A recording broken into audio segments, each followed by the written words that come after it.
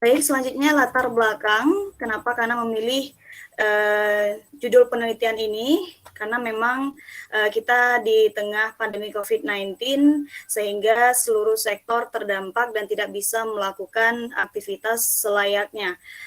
Artinya juga dunia pendidikan mengalami keterlambatan atau tidak bisa melaksanakan aktivitas pendidikan seperti biasa.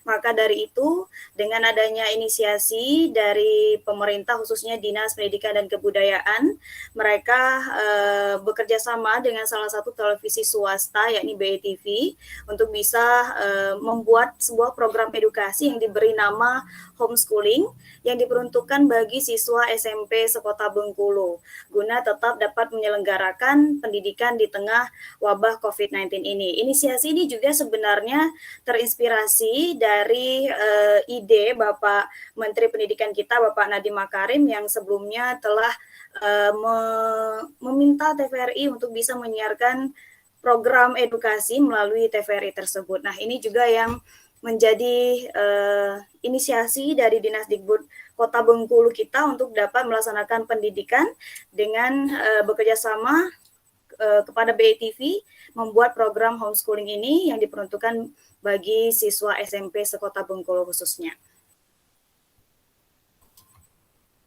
Selanjutnya rumusan masalah, ada 2 rumusan masalah di sini Bapak Ibu yang ingin Kana ketahui.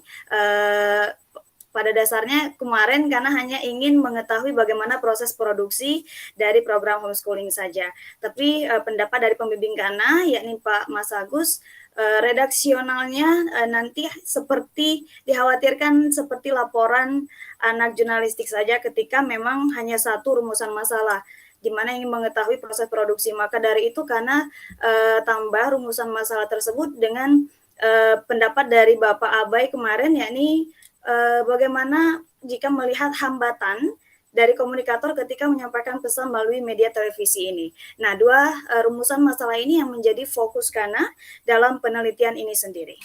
Pemikiran dari analisis produksi program belajar homeschooling BETV. Yang pertama, karena menggunakan teori manajemen produksi televisi menurut Gerald Millerson. Di sini ada 3 tahap. Yang pertama, tahap praproduksi, tahap produksi, dan juga pasca produksi. Selanjutnya juga di hambatan komunikasi massa, karena menggunakan teori dari Bapak Abdul Halik, di mana ada 4 pendapat dari beliau, hambatan yang bisa terjadi karena hambatan psikologis, hambatan sosiokultural, hambatan mekanis, dan juga hambatan interaksi verbal. Selanjutnya, setelah persiapan materi tadi, para kru akan menyiapkan studio atau menyeting studio. Yang dilakukan adalah menyiapkan layar green screen.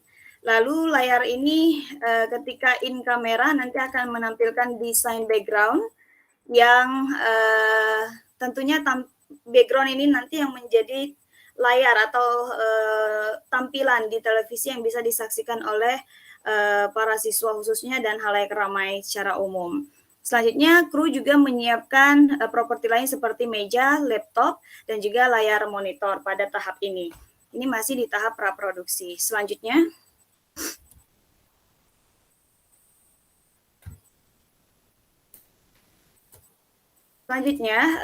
masih di tahap praproduksi juga. Ini menjadi job desk dari kru, di mana mereka harus memperhatikan ataupun menyiapkan pencahayaan dengan baik, dan pada pencahayaan ini harus disiapkan 6 lampu totalnya, ada 2 di atas, 2 di kiri, dan 2 di kanan, supaya objek yang akan direkam oleh kamera itu gambarnya jelas dan juga cerah.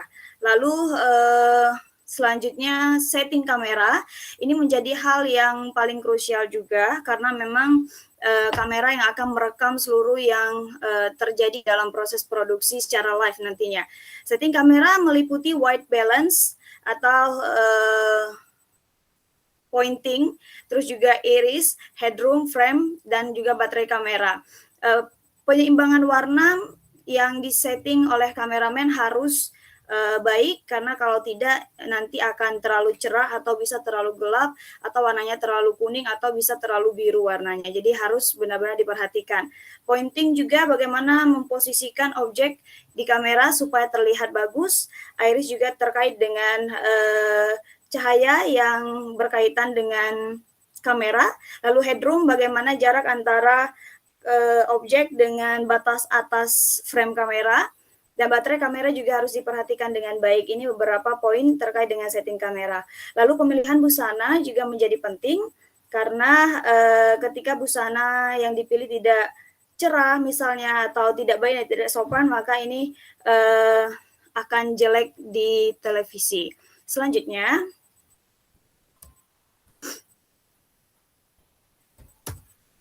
nah ini Bapak Ibu merupakan contoh gambar untuk layar green screen seperti yang abu-abu, terus juga ada meja dan laptop, ada gambar lampu, terus juga kamera. Beberapa alat yang digunakan tentunya dalam produksi program homeschooling. Lalu tahap produksi, nah ini masuk ke tahap produksi di mana program homeschooling sudah tayang secara live atau langsung.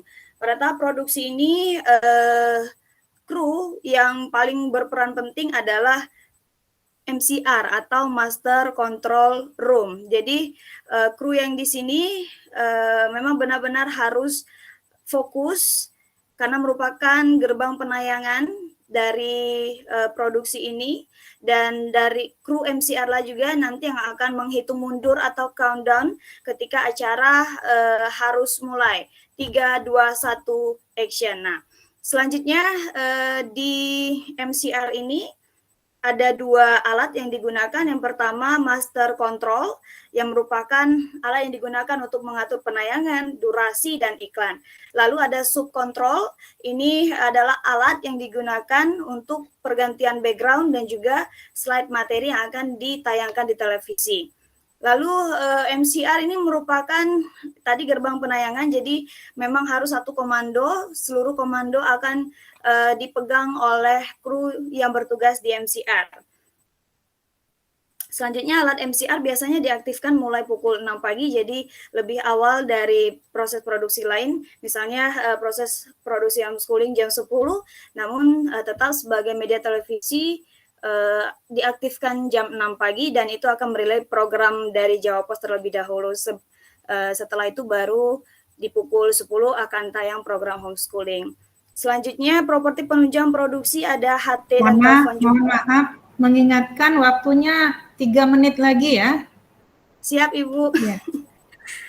Properti penunjang produksinya ada HT dan juga telepon. Ini digunakan tentunya untuk memberikan instruksi dan juga menerima telepon dari siswa.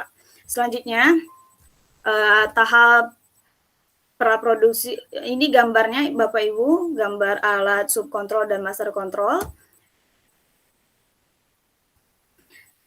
Dan terakhir adalah tahap pasca produksi di mana akan dilakukan evaluasi terhadap program yang sudah tayang.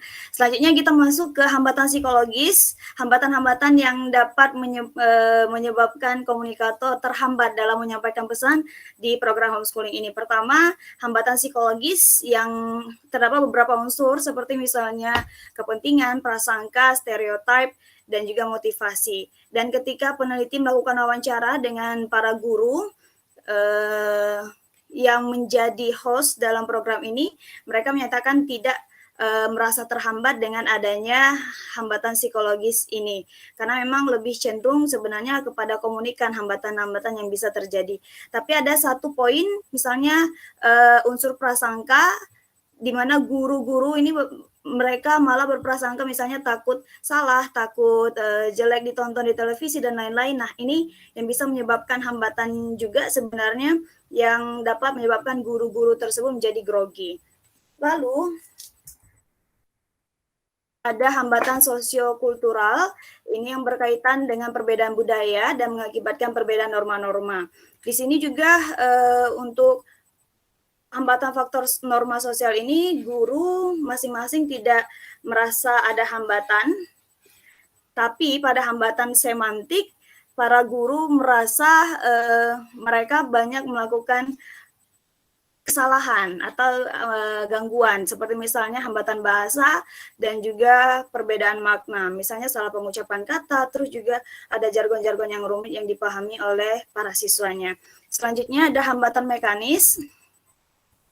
Hambatan mekanis ini yang berkaitan sebenarnya dengan penggunaan media, konsekuensi dari penggunaan media. Misalnya ada gangguan dari cuaca, atau juga human error, alat yang rusak, ataupun sumber daya listrik. Nah, ini sebenarnya yang disebabkan oleh alat-alat atau konsekuensi penggunaan media, bukan disebabkan oleh para guru ataupun komunikator dalam menyampaikan pesan. Lalu selanjutnya,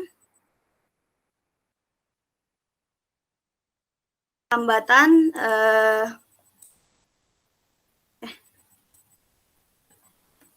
hambatan interaksi verbal yang beberapa unsur di dalamnya seperti ada hambatan intensional, orientasi intensional, indiskriminasi, terus juga polarisasi dan evaluasi statis. Dan ketika peneliti melakukan wawancara dengan para guru, mereka merasa tidak menjadi terhambat karena adanya hambatan interaksi verbal ini sendiri.